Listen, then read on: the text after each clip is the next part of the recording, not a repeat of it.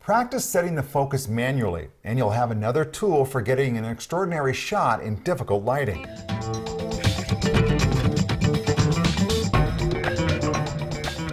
The shutter speed and aperture settings you choose can have a great impact on your image. In this section, we will discuss the creative zone modes and how you can use them to elicit a specific feeling in your photographs. Let's look at this exposure mode first. It's labeled TV for time value. Some cameras refer to this setting as shutter priority. Remember how full automatic control meters the available light and automatically selects the shutter and aperture? This setting is just one small step away. The camera still meters the light. You decide how long the shutter stays open, and the camera picks the correct aperture for a properly exposed photograph. If the shutter time is short, the aperture is more open to let in more light. A longer shutter makes the camera close down the aperture, letting in less light for a longer period.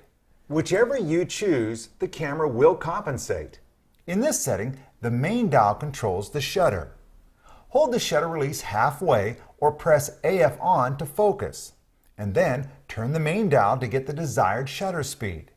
If you continue to turn the dial to the far left or far right, the aperture value may begin to blink. This indicates that the shutter time is either too long or too short for a properly exposed photo. Turn the main dial in the opposite direction and the aperture value stops blinking. Now, the camera can take a properly exposed photo. Spend a couple of minutes adjusting the shutter. Pause the presentation and come back after you've checked this out.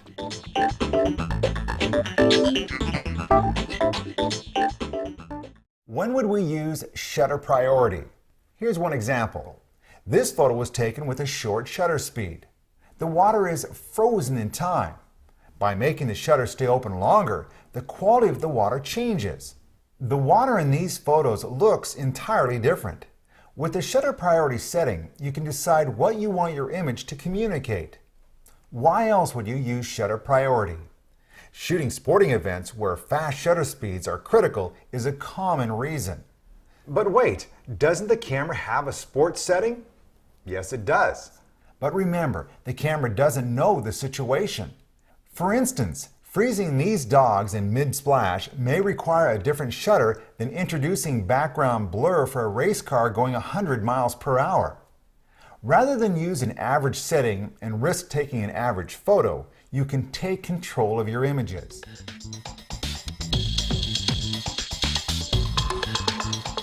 The next setting on the mode dial is Aperture Priority Auto.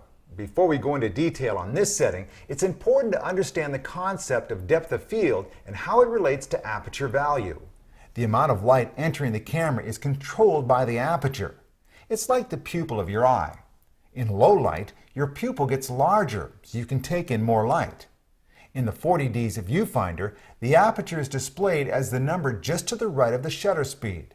The smaller the number, the larger the aperture. So f4 is a larger opening than f11, which is a larger opening than f22.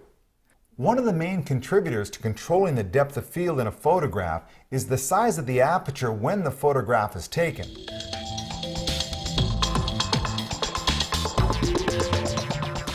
I want you to do a little experiment. You can stop this presentation and come back to it after you're done. First, go to a table in your house. Set a small object, like a salt shaker, on the front edge. Next, place another object, like a pepper mill, in the middle of the table. Finally, place a third object on the back edge. Make sure all three line up in a row, like we've shown here. Now, get your face down at tabletop level and concentrate your vision on the pepper mill. Look at the details in the mill itself. Once you are focused on the pepper mill, the other two objects will still be in view. Don't focus on them. Focus on the pepper mill. Do you perceive the other objects to be blurry or slightly out of focus? Yes. This is the way our eyes see and our mind perceives the world. We concentrate on those things that are important and let the rest fall away. If we can make the camera mimic this visual experience by shortening the depth of field, we can influence how people look at the photo and how they feel about the subject. Now, step back and look at the whole table, without concentrating on any one object. You perceive that all three objects are there, but you really don't notice the detail in any of them. The three objects are all included in your visual depth of field. How would it be if we, as the photographer, decide what's important to look at? Painters have been doing this for hundreds of years. The artist decides where you focus your attention. It may be a face. It may be an orange on a table. It may be everything. But the difference between a snapshot and an artistic photograph is having the tools that enable us to make choices. We'll discuss composition later, but for now, let's concentrate on controlling this thing called depth of field.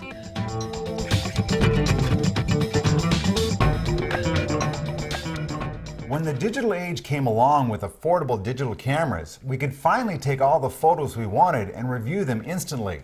We could take more pictures if we didn't like the results. But go back and look at all those digital images you took with your point-and-shoot digital camera. Everything is in focus. We were taking digital snapshots. There was minimal control of depth of field. Why? Digital point-and-shoot cameras focus the image on a tiny image sensor. Notice how small the lens is compared to your new SLR camera. The tiny lens focusing on a tiny chip results in images that have an infinite depth of field. Your digital SLR has a larger sensor. The depth of field possible is much closer to what the human eye sees. There are 4 factors that determine the depth of field in a photograph. If you understand them, controlling what is in or out of focus becomes much easier. We just explained how a larger image sensor allows for a shallow depth of field. You can change the depth of field by moving your feet as well. Simply moving closer to your subject will shorten the depth of field. You can see this when taking macro shots of small objects. The closer you are, the shallower the depth of field becomes. For that reason, if you want to take macro shots with deep focus, you will need to stop down the aperture to f/22, for example. The third factor in controlling the depth of field is focal length. Right now I'm being shot with a telephoto lens on the video camera. You can see that my face is in focus, but the background has gone soft. Now, as we pull back and change to a shorter focal length, watch the background come into focus. Finally, you can control depth of field by adjusting the size of the lens aperture. You can do this most effectively by setting your camera to the creative exposure mode labeled AV for aperture value.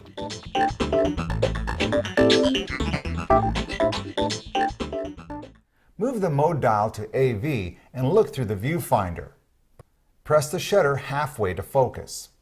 On the lower portion of your viewfinder, you'll see shutter and aperture information. Again, the main dial controls the aperture value. In most normal situations, your camera will be able to set a shutter speed to accommodate any aperture setting. But if you see the shutter speed blinking in the viewfinder, simply turn the main dial in the opposite direction to obtain an acceptable exposure.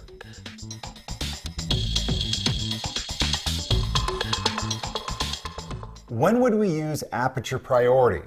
As we discussed previously, aperture is a determining factor in setting the depth of field. Sometimes you want an infinite depth of field, or deep focus. Other times you want a shallow depth of field. Your composition, subject matter, and context all play a role in finding the right balance. Experiment with taking photographs at different apertures. Here's an example. Have your subject stand about 8 feet from a background of plants. Stand about 6 feet from your model. Put a telephoto lens on your camera and zoom into 100 millimeters. This is considered a good portrait focal length. Set the mode dial to aperture value and open up the lens using the main dial. Take the first shot. Now, dial the aperture closed and take another photo of your model. In the photo taken with an open aperture, can you see how the subject pops off the page? There is a greater separation between the subject and the background in this photo than the image taken with the aperture dial closed.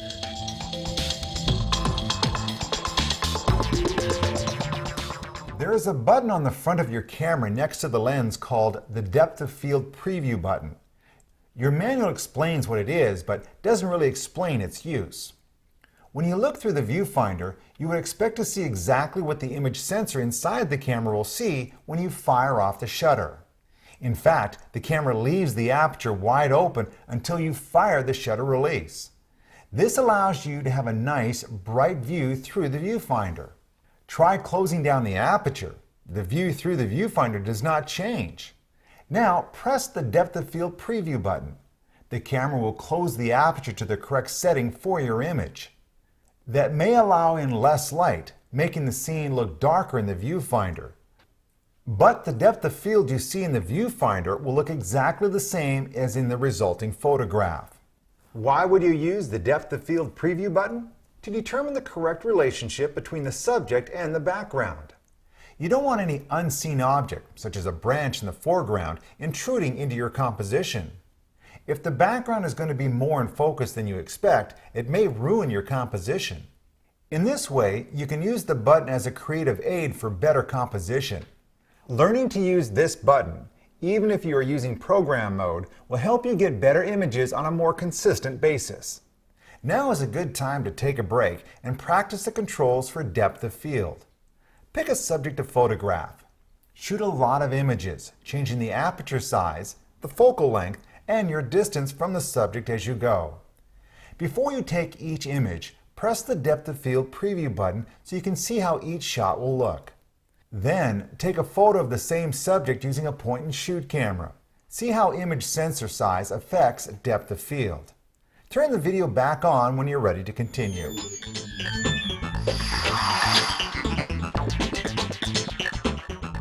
Now that you understand how and why to control the shutter and aperture, turn your camera back to program mode.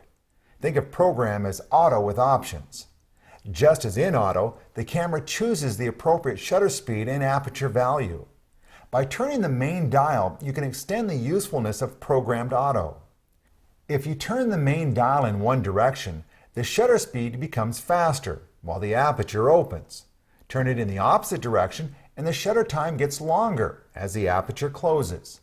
You still have a correct exposure, but now you can control the qualities of the photograph that we covered in the AV and TV exposure modes.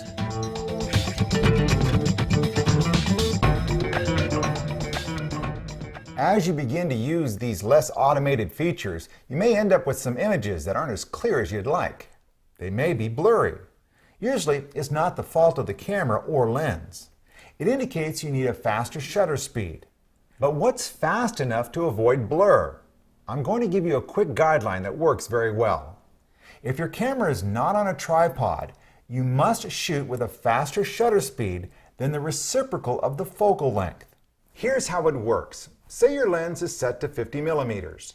You need to shoot faster than 1/50 or 1/50th of a second, say 1/60th of a second. If your lens is at 100 millimeters, you must shoot faster than 1/100th of a second, say 1/125th of a second. 30 millimeters would mean 1/30th or faster. You may want to pause this video and test how well this reciprocal factor works for you. It may change depending on how steady your hands hold the camera. Remember, it's just a guideline. Another way to cut down on blurry results is with a special function that may be on your lens. Some companies call this a vibration reduction feature. Canon calls this image stabilization, or IS. It allows you to use a longer zoom lens, shoot under lower light, or with a slower shutter speed and still obtain a clear image.